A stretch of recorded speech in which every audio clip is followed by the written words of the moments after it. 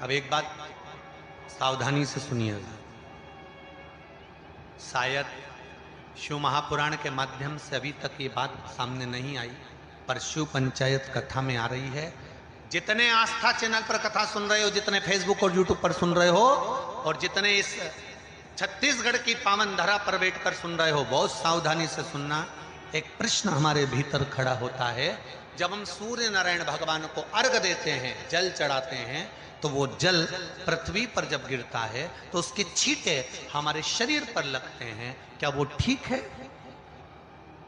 क्या वो श्रेष्ठ है? तो शिव महापुराण की कथा कहती है, जब हम सूर्य को अर्घ देते हैं, सूर्य को जल चढ़ाते हैं, वो पानी जब पृथ्वी पर गिरता है, उसके छींटे हमारे शरीर पर लगते हैं, तो वो श्रेष्ठता का भाव निर्मित करते हैं, वो गलत नहीं हो सकता। कारण अब वो भी समझ लीजिए।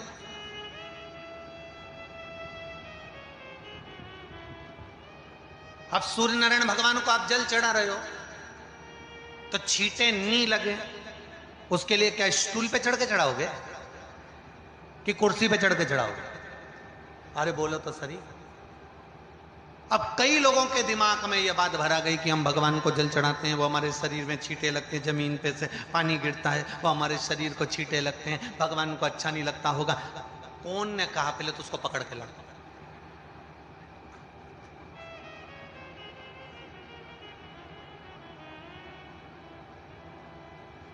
क्योंकि मेरे राम जी महाराज, मेरे भगवान कृष्ण, बड़े बड़े संत, साधु, सन्यासी, तपस्वी, साधक, उपासक जितने भी हुए, जिन्होंने सूर्य की आराधना करी, इन्होंने टेबल पे चढ़कर या कुर्सी पे चढ़कर जल नहीं चढ़ाया, इन्होंने पृथ्वी पर खड़े होकर ही, क्योंकि पृथ्वी तत्व के देव हैं शिव। जब हम मृत्यु लोक पर खड़े होकर, पृथ्वी पर खड़े होकर भगवान शंकर का भाग पृथ्वी तत्व को धारण कर कर जल को हाथ में लेकर जब समर्पित करते हैं, और जो जल नीचे गिरता है वो शरीर पर अगर लगता है तो हमको उसका आशीर्वाद ही प्राप्त होता है, दोष नहीं लगता। पर लोगों ने इसको विपरीत कर दिया। कि कौन ने विपरीत करा? कई लोगों ने इसको विपरीत कर दिया। कौन ने विपरीत करा? तो जो दूसरे धर्म के लोग होते हैं, जिनको हिंदू धर्म से नफरत होती है और जो हिंदू धर्म की पूजन, सेवा, अर्चना को समाप्त करना चाहते हैं, वो धीरे धीरे धीरे धीरे कहने लगे कि सूर्य को जल चढ़ाओगे तो शरीर में लगेगा, शरीर में लगेगा तो दोष लगेगा। इसको कह कहकर घर घर में सूर्य को जल चढ़ाना लोगों ने बंद कर दिया कि आप जल चढ़ाएंगे तो दोष लगेगा, शरीर पे छींटा लगेगा, शरीर को ऐसा लगेगा। ये दोष नहीं है। कितनी सुंदर बात है महाराज।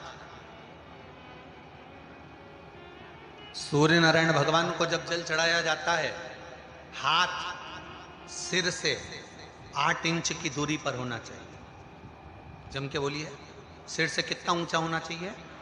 8 इंच ऊपर अपना हाथ होना चाहिए मस्तक से सूर्य को जल चढ़ाते समय।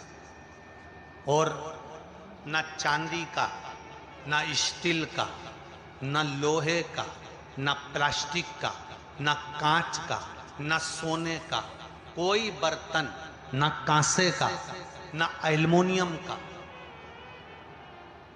ना पीतल का, केवल एक पात्र होना चाहिए, वो है तांबे का। काय का पात्र होना चाहिए? तांबे का पात्र। और सूर्य नारायण भगवान को जब 8 इंच ऊपर तुम्हारा हस्त है, और जब हम सूर्य को जल चढ़ा रहे हैं, कैसे जल चढ़ाना है वो भी समझ लीजिए। अगर कोई कैंसर का मरीज है, जिसके चेस्ट में कैंसर आ गया हो, लेफ्ट में, राइट में कहीं पर कैंसर आ गया हो, या कोई गठान आ गई हो, तो महाराज आप जल चढ़ाते समय उस जल की धार को सूर्य भगवान को जब चढ़ा रहे हो, तो धार आपकी गठान की ओर जाना चाहिए, जिससे सूर्य की किरण उस जल में से आपके उस स्थान पर पड़े, उस जगह पर पड़े जहां पर गठान है। महाराज आप लगातार जल तो चढ़ाना चालू करो, अच्छे अच्छे डॉक्टर फेल हो जाएंगे और कह देंगे गठान ठीक हो गई।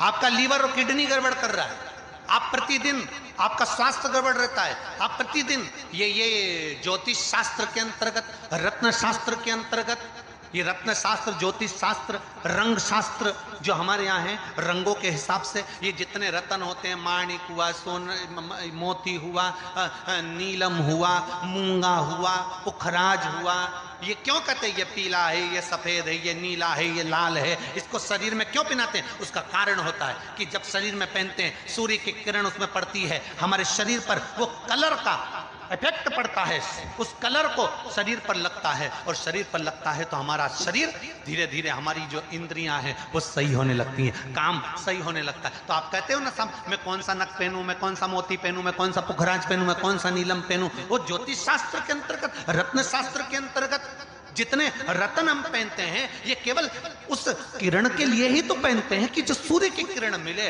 उस किरण का प्रभाव हमारे शरीर पर पड़े। तो इन सबसे अच्छा है कि सुबह शंकर भगवान का नाम लो, तांबा का लोटा में जल भरो, 8 इंच ऊपर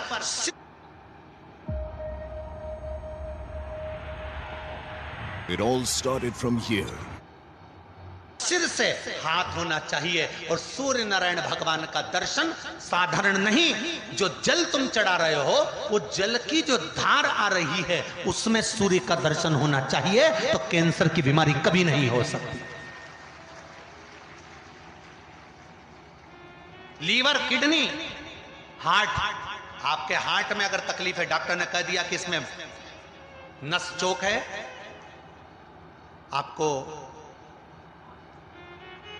कहीं ना कहीं छल्ला डलेगा, आपको कह दिया इसमें कुछ ना कुछ प्रॉब्लम आ रही है, आप सूर्य को अर्घ देना चालू कर दो, सूर्य को जल चढ़ाना चालू कर दीजिए। आप सूर्य को जल चढ़ाओ, वो जल की जो तरंग आ रही है, वो जल जो निकल कर जा रहा है, उसकी जो किरण आपके हृदय पर, आपकी छाती पर पड़ रही है, नाड़ियों में पड़ रही है, नसों में पड़ रही है, उसका बल देखो तो शरीर 1 महीना लगातार चढ़ाओ, तो 15 दिन 20 दिन कर तो देखो। क्यों राम जी महाराज जल चढ़ाते थे, क्यों भगवान कृष्ण जल चढ़ाते थे सूर्य को, क्यों दशरथ जी महाराज जल चढ़ाते थे, क्यों कश्यप ऋषि जल चढ़ाते थे सूर्य को, सारे 33 कोटि देवता, सारे ऋषिवर, साधु संत सन्यासी तपस्वी साधक उपासक सब भगवान सूर्य को अर्घ दिया करते थे। क्यों देते थे, किस लिए?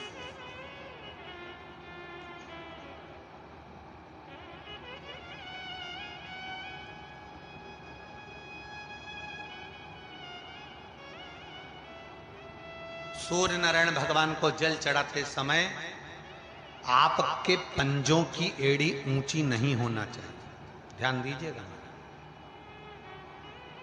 आपका पंजा पांव का पूरा की पूरा जमा होना चाहिए भूमि पर। हाथ कितने इंच ऊपर? 8 इंच ऊपर होना चाहिए।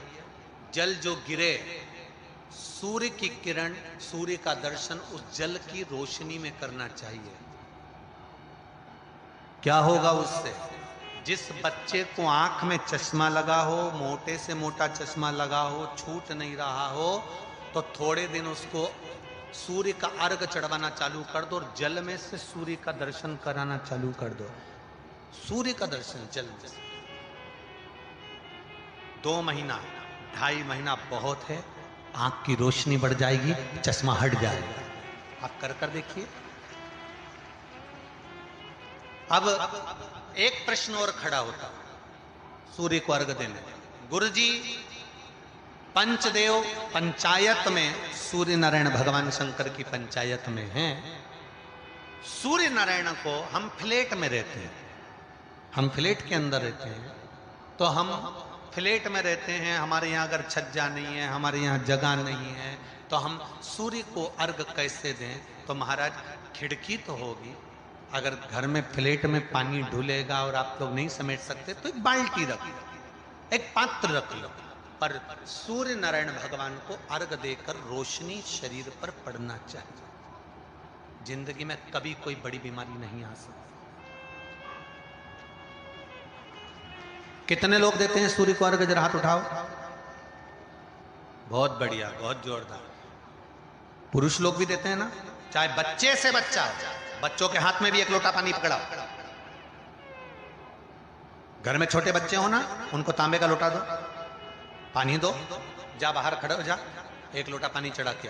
पहले दिन आप स्वयं बच्चे के साथ बाहर खड़ी हो ओटले पर, घर के बाहर खड़ी हो, छत पे खड़ी हो या घर के बाहर खड़ी हो, और बच्चे से कह लो चढ़ाओ बेटा, देखो ऐसा हाथ 8 इंच ऊपर करिए, तांबे का लोटा लेकर पानी धीरे धीरे डोलना है, जैसे वो स्लो मोशन के सीन नहीं होते नाटक में, ये एकदम धीरे धीरे, बस नहीं तो मालूम पड़े छोरा छोरी एक साथ उंडेल के नहीं। जल चढ़ाते समय उस पानी में से सूर्य की किरण पड़ना चाहिए, सूर्य की किरण।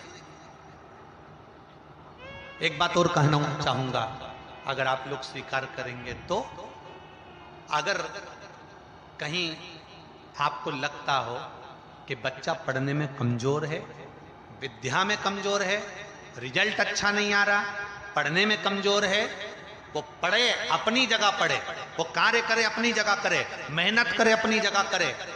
बच्चों को कह दो कि कुछ समय के लिए सूर्य को अर्घ देना चालू कर। सूर्य की किरण जहां पर ब्राह्मण या हिंदू धर्म का व्यक्ति मस्तक पर तिलक लगाता है, भुकुटियों के बीच में उस सूर्य की किरण इस भुकुटी के बीच पड़ना चाहिए, परंतु पानी कम से कम ना करते हुए स्लो मोशन में धीरे धीरे गिरना चाहिए, एकदम धीरे धीरे। तो यहां एक रेखा सूर्य की किरण से पड़ती है। चंद्रदेव का लड़का था